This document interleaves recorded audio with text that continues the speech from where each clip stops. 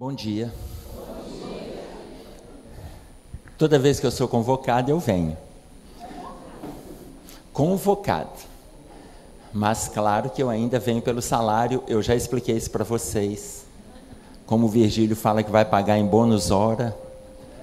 Antes de eu vir, eu consulto a conta lá no plano espiritual e vejo, foi depositado. Aí eu venho. É um prazer a gente estar aqui de novo. Tomara que a gente consiga transmitir a ideia sobre a questão do sofrimento. E nós vamos começar com uma colocação de Carlos Drummond de Andrade, quando ele coloca para nós que a cada dia que vivo, mais me surpreende o amor que não damos, a força que não usamos, e o nosso perfil egoístico que evita a prudência de arriscarmos em busca da felicidade para não ter sofrimento. E aí ele encerra: a dor é opcional, a dor é necessária, o sofrimento é opcional. A dor, todos nós passaremos por ela. O sofrimento depende de como nós trabalhamos com a dor. Quando Carlos Drummond de Andrade coloca que a cada dia que ele vive, mais se surpreende com o amor que não damos, com a força que não usamos, e a nossa postura egoística para não arriscar, porque sabe que se arriscar tem sofrimento, ele está fazendo uma leitura do estado íntimo de cada criatura. Uma leitura de todos nós, que muitas vezes não fazemos isto ou aquilo porque sabemos que iremos encontrar o sofrimento. O sofrimento, ele nada mais é do que uma vivência do amor do Cristo. Ah, mas eu queria não sofrer de jeito nenhum. Não tem como. Nós chegamos na Terra. A Terra não é apenas um local de bem-estar, de prazer, não é. Nós temos dificuldades, transtornos, lutas, todos nós temos. Dizendo não ao sofrimento é não aprofundar no caráter da dor. Mas ninguém já nasce direto lá na frente na ideia do sofrimento. Para chegarmos ao sofrimento, nós fazemos um caminho. A gente começa com pequenas dificuldades. Dificuldade todo mundo tem. A gente não começa já sofrendo abrasadoramente, ninguém passa por isso. A gente começa com pequenas dificuldades e elas podem se agravar ou não. Depende do esforço que a gente faz para eliminar aquela dificuldade. Dificuldades simples que a gente vai adiando, simples. Aquelas decisões que a gente não toma, você precisa decidir. Você precisa conversar com fulano, você precisa de sair daquela postura que você está no campo do engano, da dúvida, do erro. Ah, mas depois eu faço. Depois eu tomo essa decisão. Semana que vem eu converso com fulano. Vai começar uma outra dificuldade ainda simples, que se chama dor de cabeça. É a somatização da dúvida. Tem pessoas que têm dor de cabeça crônica. Quando você vai conversar com elas, quando você vai avaliar a postura delas, elas não tomam decisões na vida. Alimentam a insegurança, a instabilidade. Jack Lawson, no livro Como Superar as Doenças, ele coloca para nós: e a cabeça age como a sirene estridente do corpo. É uma dificuldade.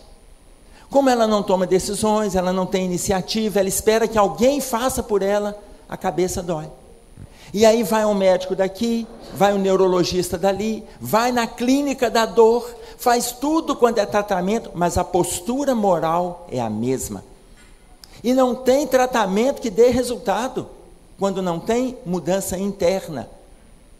A cura está no médico interior. E a pessoa fica alimentando as dificuldades, porque não decide.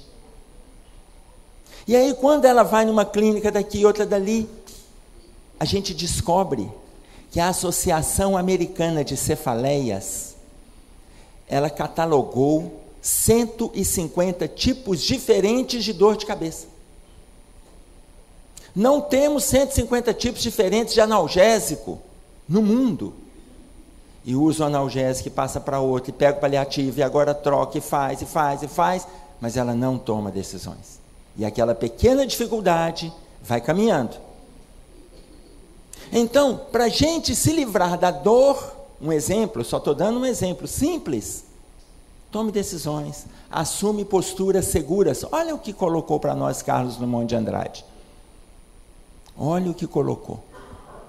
Dizendo que é para a gente sair da postura egoística, da prudência egoística. Ah não, porque senão eu vou sofrer, eu prefiro ficar acomodado. Mas eu espero que alguém faça por mim. São as pequenas dificuldades. Jesus, no capítulo 6 de Marcos, no versículo 31, ele coloca para nós assim: havia muitos que iam e vinham, e não tinha tempo para comer.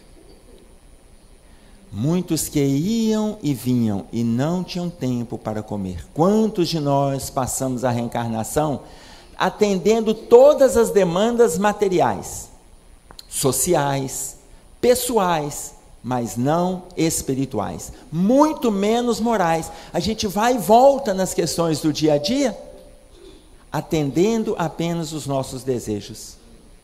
Quando Jesus fala muitos que fazem esse movimento, está falando de nós. Vão e voltam.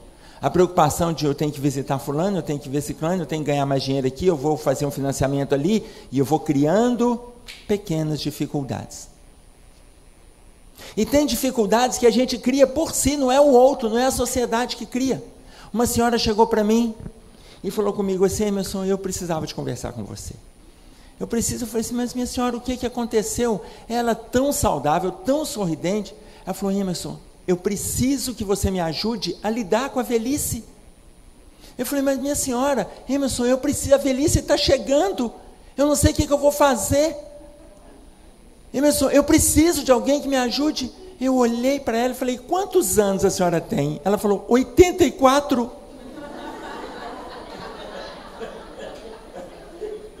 Eu olhei de cima e embaixo, eu falei: não, a senhora não precisa se preocupar. Ela falou: por quê? Eu falei: a senhora não vai envelhecer nunca. Se com 84 anos a senhora está tentando se preparar para quando ela chegar, a senhora está na flor da idade. A senhora é uma adolescente. Não se preocupe. Tem situações que a gente cria. Ela estava cheia de energia, dirigia grupo de idosos, viajava, programava hotel, fazia grupo de estudos, grupo de encontro de casais. Ela fazia tudo. Ela fazia mais do que muitos jovens fazem. E ela esperando quando a velhice chegar. Eu falei: será que ela está esperando quando chegar a idade de Matusalém, 960 anos? Tem problemas que a gente cria, são as pequenas dificuldades que a gente vai alimentando.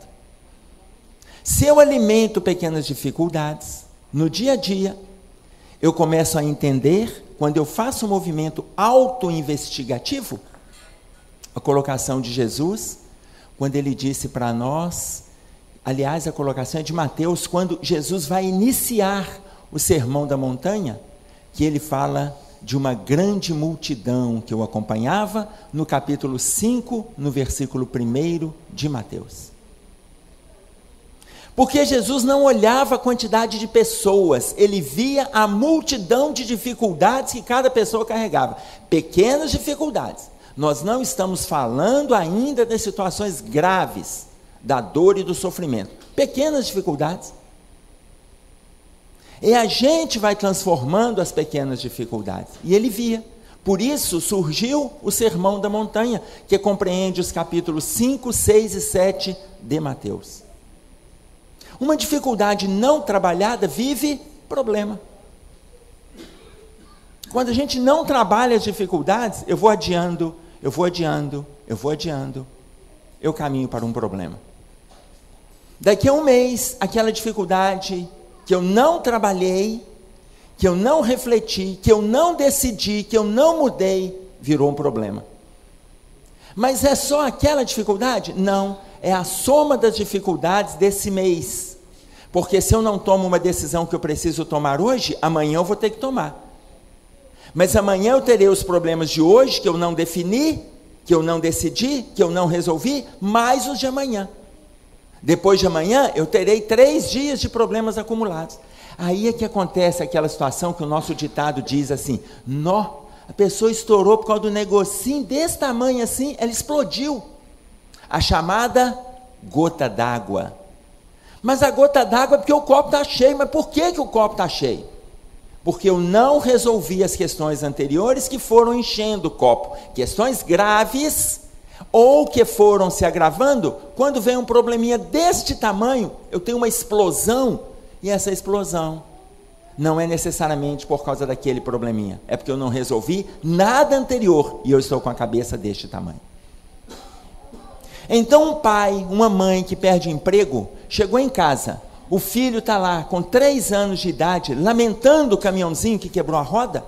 Para ele o maior problema do mundo é o caminhão que quebrou a roda. E se o pai chegar e falar assim: meu filho, eu pedi um emprego, não tem dinheiro para pagar o financiamento, nós vamos ter que sair dessa casa, nós vamos perder o carro, você vai perder a escola, e você vem me falar do caminhão que quebrou a roda. O problema do adulto é problema do adulto. A criança está com o maior problema da vida dela, que é o caminhão que quebrou a roda. Aquele episódio que nós tivemos em Teresópolis, em 2011, aquela enchente, foi Teresópolis? Parabéns, nego! Teresópolis, Petrópolis e Nova Friburgo. Então, aquele problema que nós tivemos, eu vi a imprensa chegando no alto do morro e uma criança estava ali, do lado de 2 paredes em L, que era a casa que ela tinha, que tinha descido o morro abaixo. Só sobraram 2 paredes. A imprensa chegou de helicóptero. A hora que a jornalista chegou perto da criança, a criança, que eu deduzi deveria ter em torno de uns 4 anos, ela arregalou o olho para a repórter e falou com ela assim: você viu? Você viu? Levou tudo. Levou tudo. Mas ainda bem que não levou meu velotrol. Ela tinha perdido a mãe, o pai, os irmãos, a casa. Ela ficou órfã, mas ficou o velotrol. O problema mais importante para ela era proteger o velotrol. O problema da sociedade é cuidar da comunidade. Mas essa era a maior preocupação da vida dela. Então muitas vezes nós agravamos dificuldades e transformamos em problemas. Quando Jesus coloca para nós no capítulo 10 de Lucas, no versículo 30, descia um homem de Jerusalém para Jericó, dando a introdução à parábola do bom semeador, da parábola do bom samaritano, ele coloca: e caiu nas mãos dos salteadores, que o despojaram e o agrediram, deixando-o semi-morto. Jesus está colocando que nós estamos mudando o nosso padrão vibratório. Quando ele coloca descia de Jerusalém para Jericó, ele não está falando que uma cidade era alta e a outra era baixa, não, ele está falando de uma mudança de padrão vibratório. Estamos na Jerusalém, como aqui no auditório, estamos na Jerusalém do nosso sentimento. Estamos contemplando a força do Cristo dentro de nós. Estamos refletindo nas posturas espirituais nos nossos corações. Estamos na Jerusalém da nossa hora. Quando saímos da Jerusalém, enfrentamos a Jericó do dia a dia. Os excessos, as irritabilidades, as desonestidades, a ressonância com o nosso estado íntimo conturbado. Saímos de Jerusalém e entramos em Jericó. Mas nós podemos sair daqui e continuar em Jerusalém? Sem sombra de dúvida, podemos. Mas temos que ter desejo para manter a Jerusalém do nosso dia a dia. Mas muitas vezes a gente vive a Jerusalém dentro da casa espírita. Vivemos a Jerusalém no culto no lar. Depois começamos os problemas, as atrocidades, as agressões, e vivemos dia a dia a Jericó. Consequentemente, como Jesus coloca, caímos nas mãos dos salteadores. 3 tipos de salteadores: os salteadores físicos, os salteadores internos, emocionais e os salteadores espirituais. Caímos nas mãos dos salteadores. A gente entra em sintonia com as situações criminógenas. A gente entra em sintonia. Eu estou vendo que a terra, eu estou vendo que o país, eu estou vendo que o nosso estado, que a nossa cidade está sendo agredida de forma ingrata, de forma decisiva para destruir as relações sociais como um todo. Eu estou vendo isso. Nós estamos vendo isso.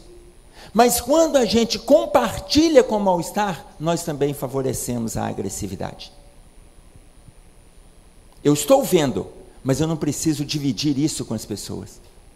E quando as pessoas vierem com as informações negativas, eu vou tentar tirar o positivo disso. Eu vou tentar tirar. Não adianta a gente refletir só no negativo, o negativo está aí. Ninguém vai fazer nada de diferente, a nossa postura é fazermos diferente.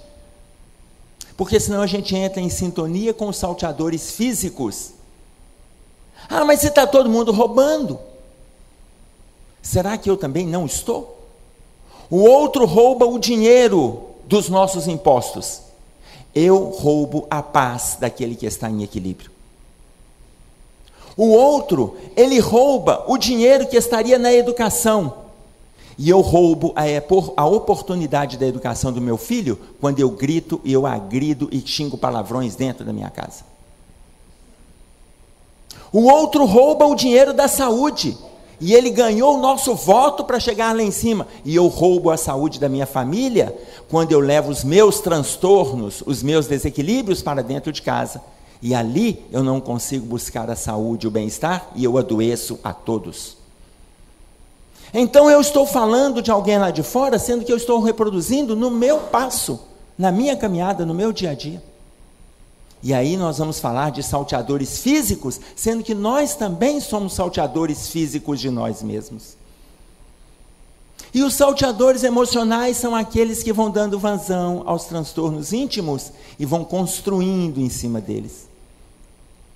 Essa construção, nós estamos aumentando o problema que começou lá atrás como uma pequena dificuldade.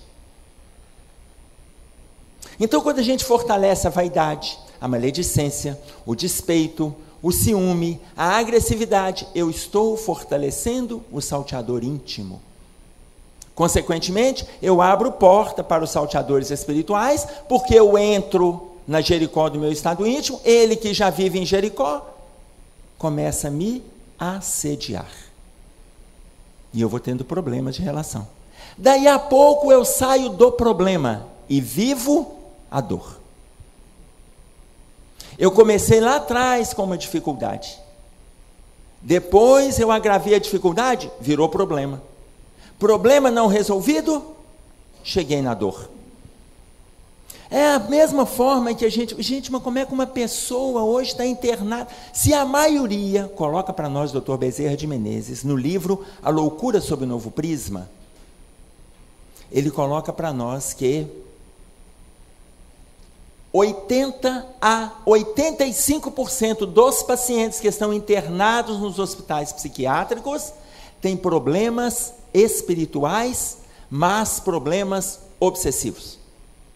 Os outros 10 a 15% são problemas neurológicos. Isso significa para nós que a maioria dos doentes mentais são portas abertas aos processos obsessivos de forma grave. Ah, mas uma pessoa nasceu assim? Não. Só que ela foi passando pela obsessão simples, conforme coloca para nós o livro dos Médiuns no capítulo 23, da obsessão. E da obsessão simples ela foi ganhando espaço, e ela não se cuidou, e ela foi permitindo, e foi se agredindo. E a obsessão simples foi ganhando força, que é o processo de perseguição. Ela não fez nenhum movimento de mudança e foi transformando para a fascinação, depois foi virando subjugação e hoje ela está internada. Ah, mas a pessoa nasce naquele sofrimento terrível. Não, a gente tem na vida dificuldades. Quando eu não sei trabalhar com a dificuldade, ela vira problema. Quando eu não lido bem com os problemas, vai virando a dor. Eu tenho 2 tipos de dor, conforme coloca para nós Emmanuel no livro Consolador: a dor física e a dor moral. Tem pessoas que têm dor física, perderam o braço, perderam as pernas, passaram por um acidente, dor física, mas não carrega a dor moral, porque sente que aquele movimento, aquela dor é um movimento da sua redenção. Aquele movimento de perder um membro, de perder a audição, de perder a visão, como nós vimos aqui, é um movimento redentor da criatura que está buscando a melhora do seu quadro moral. Movimento redentor. Tem o problema físico, mas não tem o problema moral. Tem pessoas que não têm o problema físico, mas criam o problema moral. Conta-nos a história que no último ano do século XIX, mais precisamente janeiro de 1899, nasceu em Chicago, nos Estados Unidos, aquele que seria um dos maiores marginais americanos. Mais precisamente, o maior marginal da costa leste dos Estados Unidos, Alphonse Gabriel Capone, conhecido por alguns como Al Scarface Capone. Scarface, que significa cara de cicatriz, envolvimento com brigas no início da adolescência, e ele recebeu uma agressão na face que o marcou por toda a vida. Conhecido pelo mundo como Al Capone.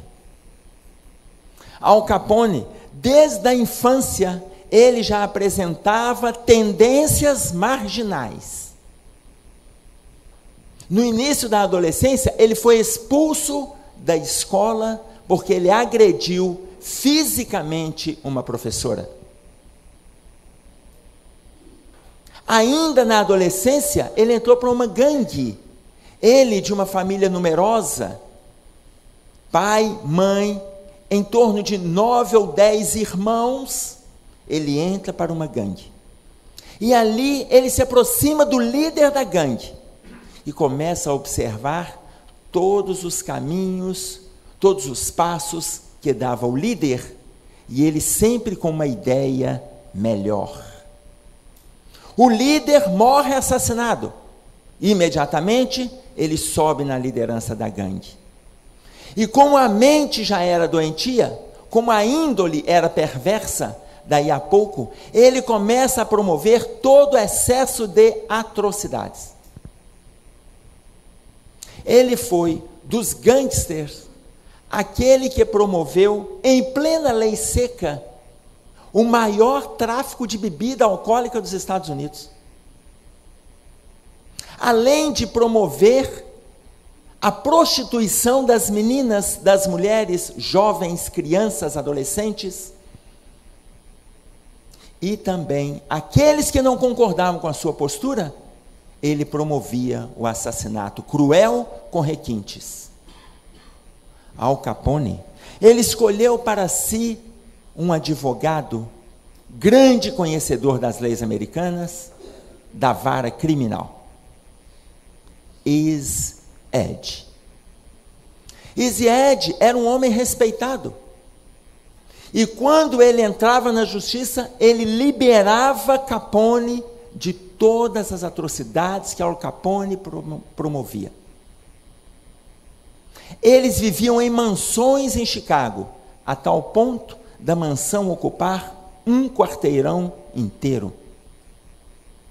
Easy Ed era viúvo. Ele era viúvo e tinha apenas um filho de 15 anos de idade. E ali, em meio à sua mansão, ele observava o filho, que usufruía de tudo que o dinheiro podia oferecer. 15 anos. E todos os excessos que o dinheiro promovia, Eazy-Ed patrocinava para o filho. Mas no momento de lucidez, ele olha para o filho e ele pensa: que legado eu vou deixar para o meu filho? Que legado eu vou deixar? Ele estava refletindo na dor moral que estava semeada no coração dele. Porque defendendo o maior marginal dos Estados Unidos, eu também não deixo de ser um marginal, porque eu sei das atrocidades que Gabriel Capone promovia. Que legado que eu vou deixar para o meu filho? Eu queria deixar para ele exemplo de disciplina e de coragem. Que legado que eu vou deixar? E aí ele faz a mudança mais imprevisível da sua vida. Ele resolve ser o algoz do próprio cliente. Ele procura o FBI e fala no FBI que ele gostaria de entregar Al Capone. Que ele estava com todos os crimes de Al Capone documentados. E ele poderia promovê-lo, entregá-lo e colocá-lo na prisão. O FBI coloca para ele que ele poderia fazer isso em tribunal. E ele fala: mas eu prefiro não fazer no tribunal. Porque não quero colocar a minha vida em risco, porque tenho um filho. O FBI fala com ele que não, que ele teria que fazer a declaração publicamente. Ele se enche de coragem, lembrando do filho, que ele queria ser um exemplo para o saudável para o filho, entra para o tribunal e denuncia Al Capone. Ele aponta Al Capone com o dedo em riste e mostra a prova de todos os crimes que Al Capone tinha cometido. Al Capone sai preso do tribunal e vai por uma das maiores prisões de segurança máxima dos Estados Unidos, Alcatraz. Eazy-Ed sabia que agora, se antes, como marginal, embora advogado, teria tempo curto, talvez agora mais curto ainda seria. Porque aquele que era o seu cliente se transformou na sua vítima. Um ano depois, Eazy-Ed, saindo de um restaurante na via pública de Chicago, ele é metralhado impiedosamente. Quando o FBI chega e vai fazer uma revisão nos bolsos do seu terno, havia ali um crucifixo, um rosário, uma imagem, uma medalha de um santo. Havia também um pequeno poema, e o pequeno poema dizia que o relógio da vida só recebe corda uma vez. Viva, ame, trabalhe. Não espere a ação do tempo, porque o relógio da vida a qualquer hora para e não manda aviso. E ele, naquele momento, estava convertido como cristão. Passaram-se os anos.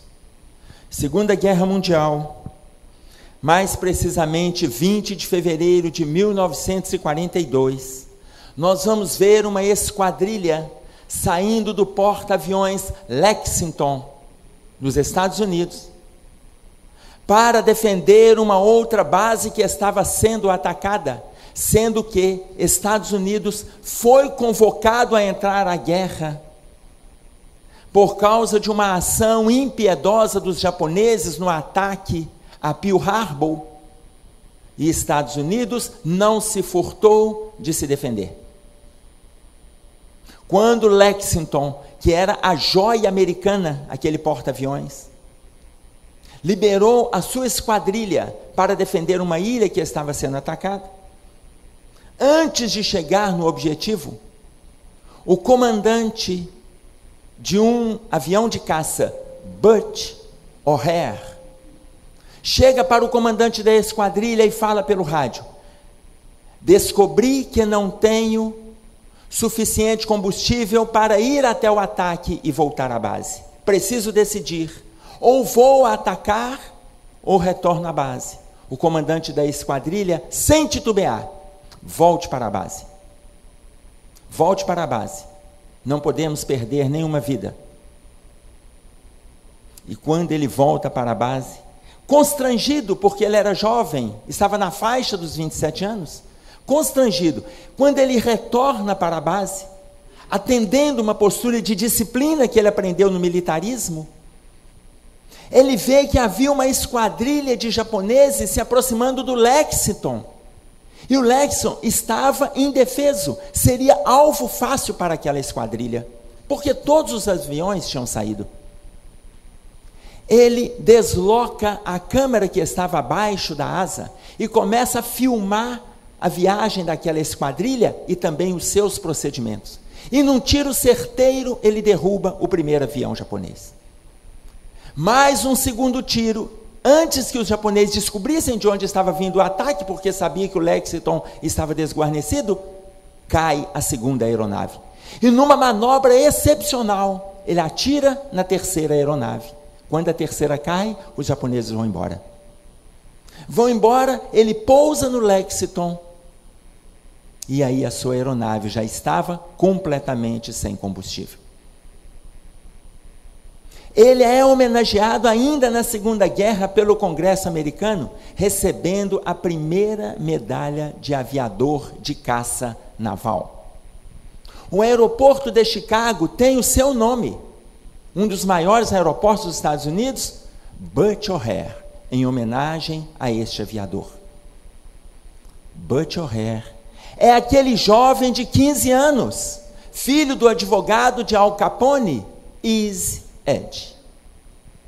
Espiritualmente, Easy Ed cumpriu a missão que ele gostaria com o filho, no que diz respeito a deixar para ele um legado de disciplina e de coragem. Easy Ed depois enfrenta a primeira batalha, a segunda batalha, um ano depois aproximadamente, 1943, 44, ele desencarna. Ele desencarna e é homenageado pelas forças navais americanas. O legado daquele advogado que se converteu em meio à luta, em meio a tantas dificuldades no campo moral, estava construído. E ele não alimentou nem no final da sua vida, após apontar Gabriel Capone como um algoz. A partir dali, ele não alimentou sentimentos de culpa e desencarnou com a consciência tranquila de que ele fez aquilo que era certo. Então, a dor moral, nós podemos nos livrar dela, mas é necessário que façamos mudanças de postura. Mudança de postura não é verbalizar simplesmente. Pegando a carta que estava no bolso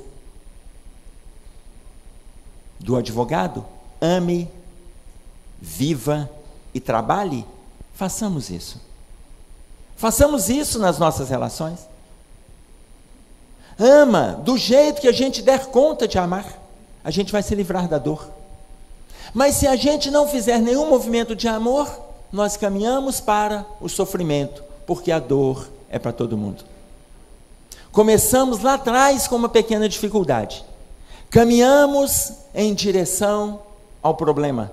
Não resolvemos e agravamos na dor. Não trabalhamos com a dor e entramos na relação de sofrimento. A pergunta de número 167 de O Livro dos Espíritos coloca para nós: qual o objetivo da reencarnação? E a espiritualidade responde: expiação, com o consequente progresso da humanidade. Expiação com X, não é expiação com S. Tem muita gente espiando com S, fala: eu espio mesmo, está espiando a vida de terceiros.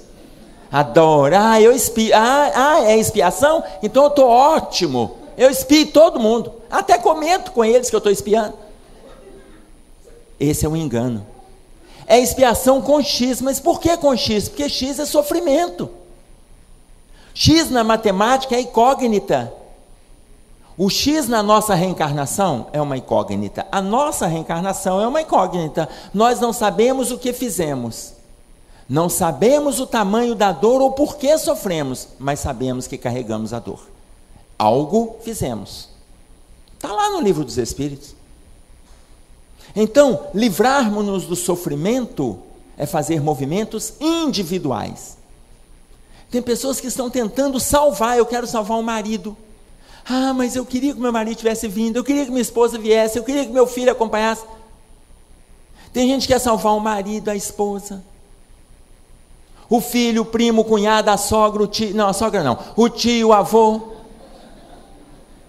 Tem gente que quer salvar o próximo. Aí a Joana de Ângeles diz assim: se a gente der conta de se salvar no final dessa encarnação, já está de bom tamanho.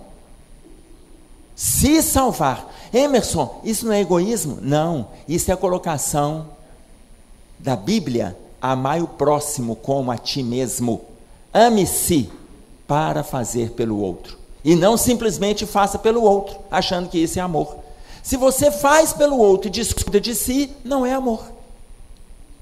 Não, isso é desprendimento. Não é desprendimento, isso é descuido. Isso é descuido. Eu vou fazer por mim e também vou fazer pelo outro. Isso é amor. Aí se eu fizer só por mim, é egoísmo. E se eu fizer só pelo outro, é descuido. Não é desprendimento.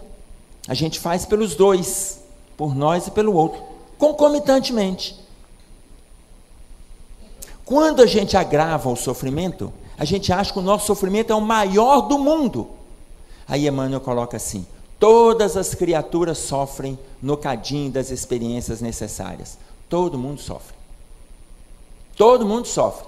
Mas poucos sabem sofrer como cristãos, agradecendo a Deus. Poucos sabem sofrer como cristãos, agradecendo a Deus. Sofrer, todo mundo sofre. Então, se eu agravo a dor, o meu sofrimento está agravado. Não agravemos a dor. Não agravemos a dor. Aliviemos-nos. Mas eu sofro isso, isso, isso. Eu sei que você sofre, é porque está doendo. Não aprofunde nisso. Se você aprofundar, o sofrimento, ele vai acabando com o seu estado de equilíbrio. E ainda agride as pessoas que estão em torno. Todo mundo sofre. Ame-se e ame o próximo. A gente alivia o sofrimento. Ame-se e ame o outro. Quando Philippe Pinel assumiu a direção do Hospital de La Bicêtre, em Paris, na França, a primeira providência que ele tomou foi desacorrentar os loucos que estavam acorrentados nos porões, nas pilastras dos porões do hospital. Ele era o psiquiatra mais jovem que assumiu a direção do hospital. O conselho do hospital se reuniu imediatamente perguntando se ele também tinha enlouquecido. O chamaram para a entrevista.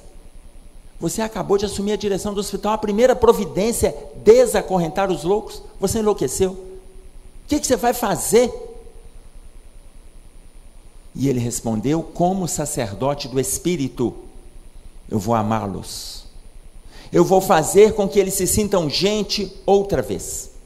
Enquanto acorrentados nas pilastras do hospital, eles estão sendo tratados como animais.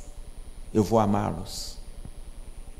Então, a lição de amor, conforme coloca para nós Joana de Ângeles no livro Plenitude, amor é o antídoto para vencermos as dificuldades do sofrimento.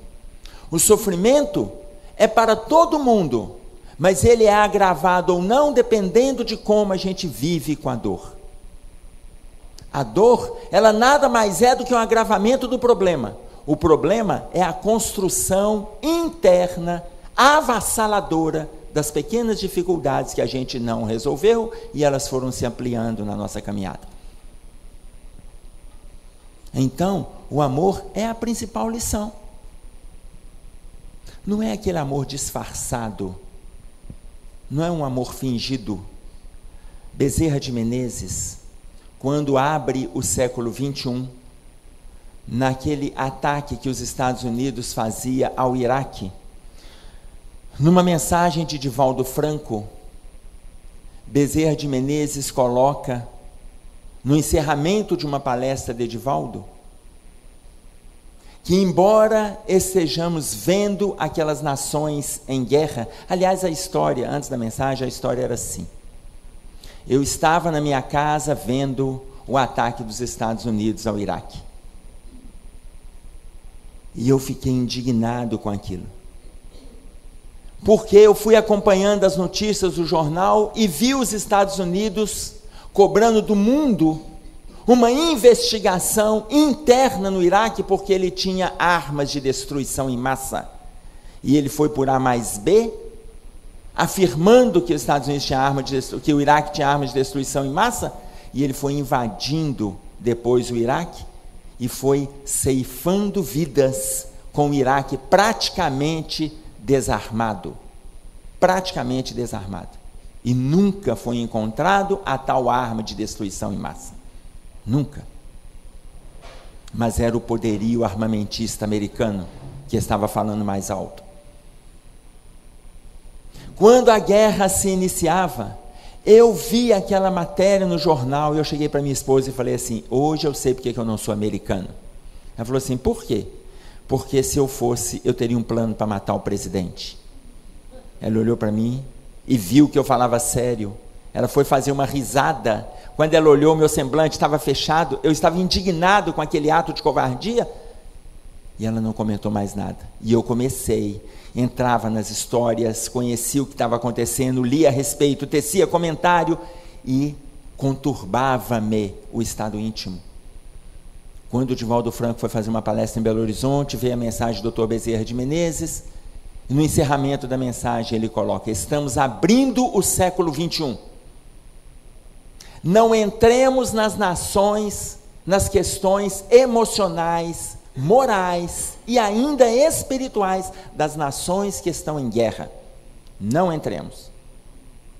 Primeiro, porque não sabemos que tipo de vínculo as duas nações carregam entre si e que tipo de ligação que os dois governantes têm ao longo das reencarnações anteriores.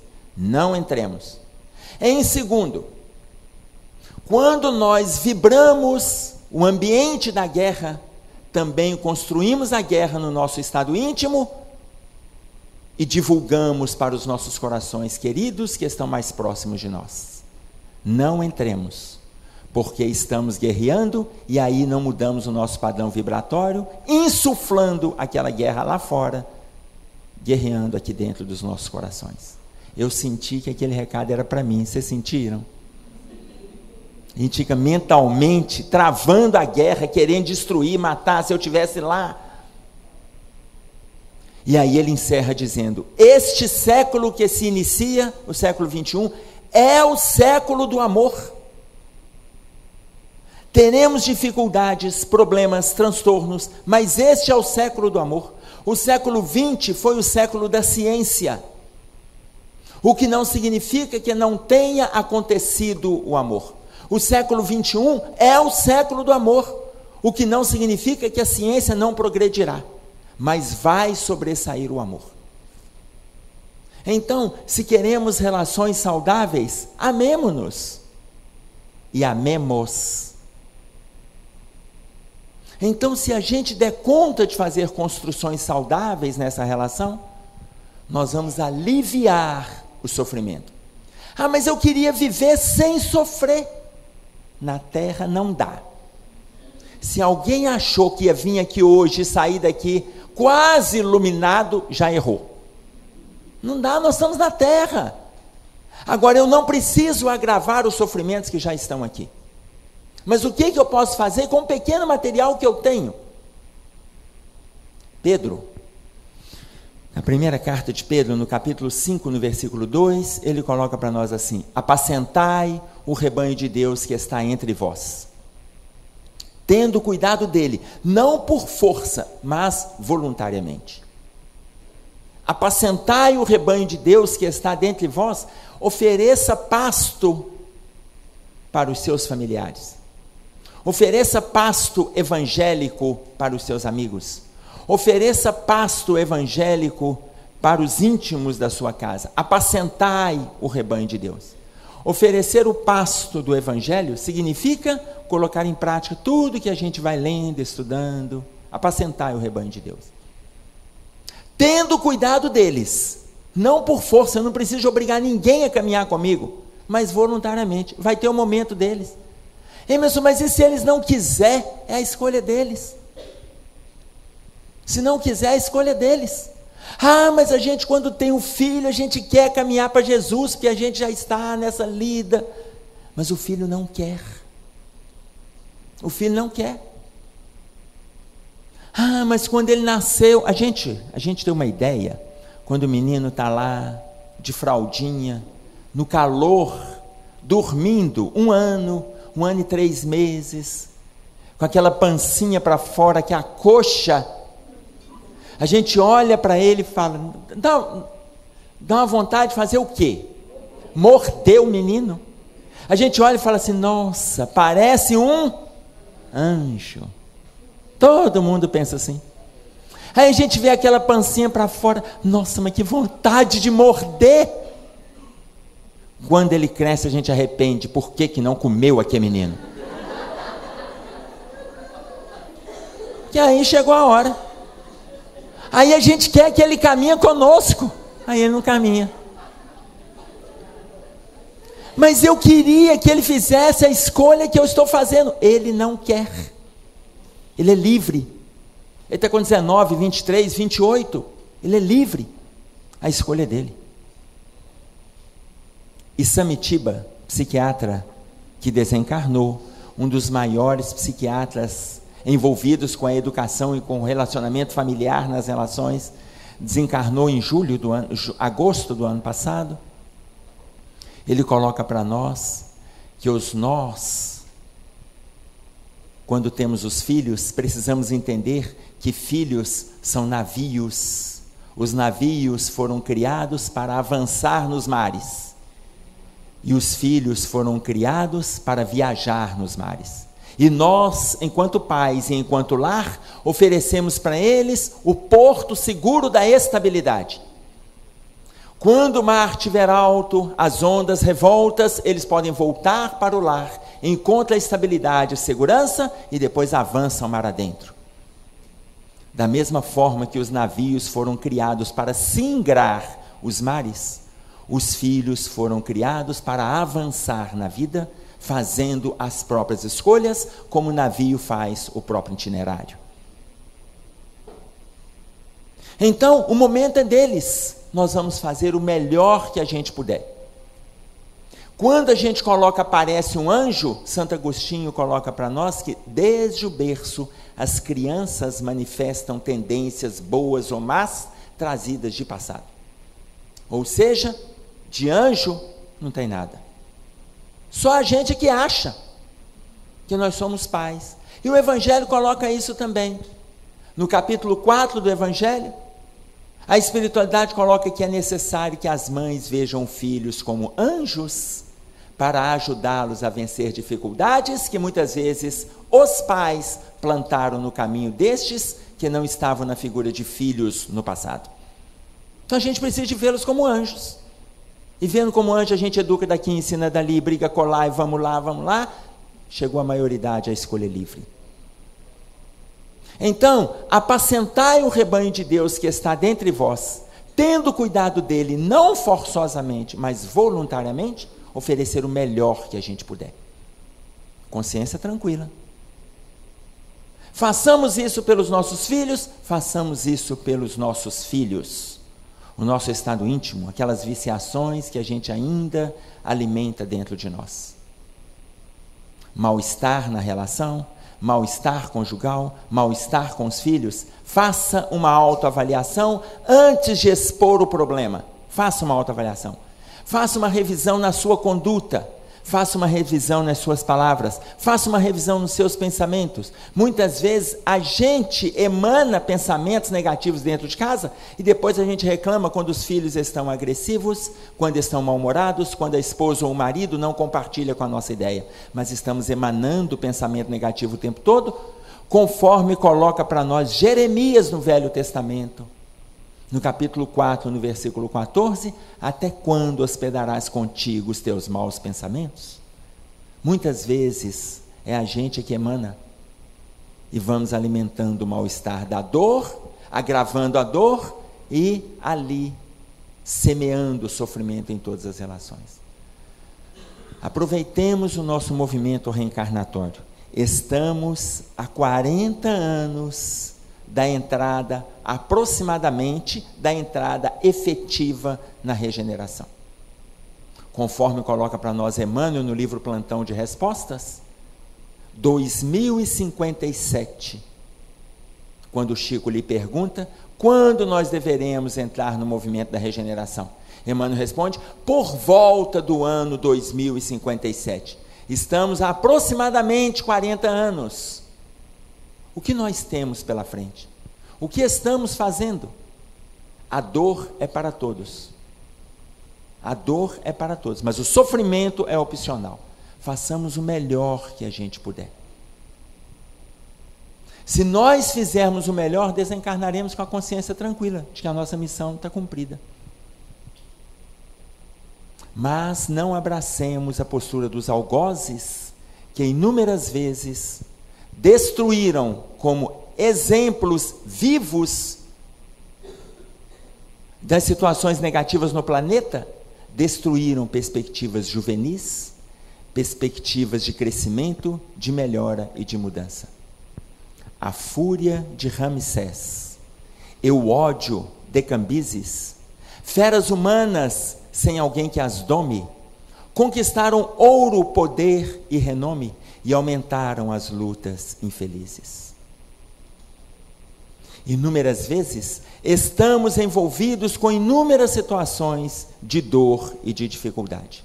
Façamos o melhor que a gente puder, com a consciência tranquila de que estamos colocando em prática o que a gente vem estudando no dia a dia.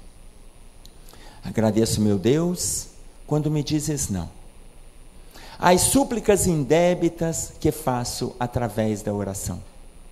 Muitas daquelas dádivas que peço, estima, concessão, posse e prazer, em meu caso talvez fossem espinhos na senda que me deste a percorrer. De outras vezes, imploro-te favores, entre lamentação, choro e barulho, mero capricho, simples algazarra, que me escapam do orgulho. Em muitas circunstâncias rogo afeto, sem achar companhia em qualquer parte, quando me traz a solidão por guia, que me inspire a buscar-te. Existem privilégios que desejo, reclamando-te o sim, que se me florescesse na existência, seriam desvantagens contra mim. Ensina-me que estou no lugar certo, e que a ninguém me ligaste de improviso, e que desfruto agora o melhor tempo de melhorar-me em tudo que é preciso. Não me atendas às exigências loucas, faz-me perceber que alcançarei além do necessário se cumprir meu dever. Agradeço, meu Deus, quando me dizes não, com o teu amor, e sempre que te pedires o que não devas, não me atendas, Senhor. Eu vou agradecer a paciência de vocês, tomara que tenham valido as nossas reflexões desta manhã. Até uma volta, se Deus quiser.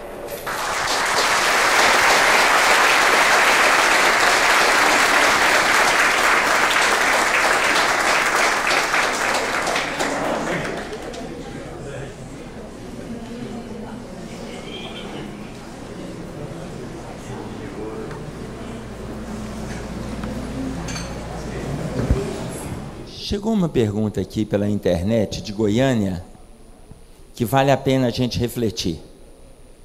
Uma afirmação: se sofrer e ser feliz é relativo, isso ocorre a quem ou o que nos faz sofrer, ou nos faz feliz? Não é uma pergunta, é uma afirmativa, uma exclamação. Se sofrer e ser feliz é relativo, isso ocorre a quem ou o que nos faz sofrer ou nos faz feliz. É verdade. O sofrimento ou a felicidade é relativo porque nós estamos falando de questões da terra. Não é o outro que me faz infeliz. Eu que me permito a infelicidade porque não concordo com a postura do outro.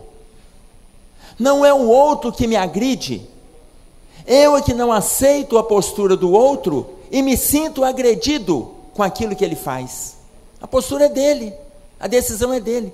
Não é o outro que me entristece. Eu é quem não concordo e me entristeço porque ele faz o caminho A e eu gostaria que ele fizesse B. Ele escolhe X, Y, Z e eu gostaria que ele fizesse B, C e D. E ele faz o caminho dele. Quem vai trazer uma explanação ainda maior sobre isso aqui é a Joana de Ângeles no livro Plenitude e o irmão José no livro De Ânimo Firme. Então não é o outro que nos perturba, é a gente que se sente perturbado por não concordar com a postura do outro. Eu entro na faixa vibratória dele, a partir daí eu estou doente. E como ele já está naquela faixa, ele nem adoece, porque já é o caminho dele. Eu é quem adoeço por não concordar com o caminho que ele está fazendo. Sendo assim, a gente encerra a nossa explanação desta manhã, até uma volta, se Deus quiser.